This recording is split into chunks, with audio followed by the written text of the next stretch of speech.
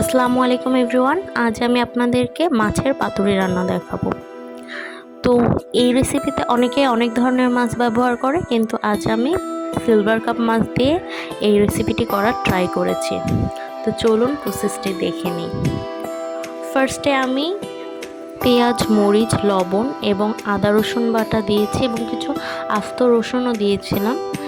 এগুলো একসাথে ভেজে শিলপাটায় বেটে নিয়েছি। তারপর সেই বাটা ইনগ্রিডিয়েন্টসগুলো দিয়ে আমি মাছটাকে সুন্দরভাবে মেখে তারপরে এটাকে পাতায় মুড়ে দিব।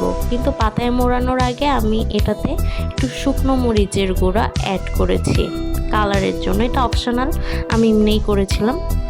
তো এটা দিয়ে পাতায় সুন্দরভাবে মুড়ে তারপর আমি সুতার সাহায্যে এটাকে বেঁধে দিয়েছি, যাতে খুলে না যায় এবং মশলাগুলো বাইরে বের হয়ে না যায়।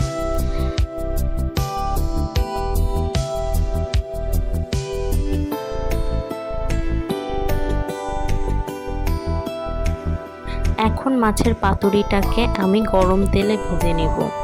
ধীরে ধীরে ভাজা হয়ে গেলে আমি এটাকে পেঁয়াজ, মরিচ, আদা রসুন, টমেটো দিয়ে ভুনা করে নেব। কিন্তু দুঃখের বিষয় হলো ভিডিওটি আমার ডিলিট হয়ে গেছে, যে কারণে আমি এখানে অ্যাড করতে পারিনি। তো আমি সরাসরি আপনাদেরকে ফাইনাল লুকটি দেখিয়ে দিচ্ছি। My fish paturi recipe is ডান।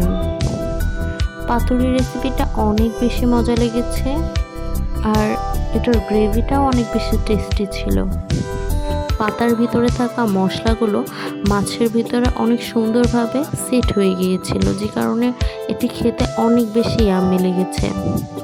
আপনারাও বাসায় ট্রাই করে দেখতে পারেন। আই হোপ সকলে অনেক বেশি মজা লাগতে পারে। তো এতক্ষণ ভিডিওটি দেখার জন্য সকলকে অসংখ্য ধন্যবাদ। আল্লাহ হাফেজ।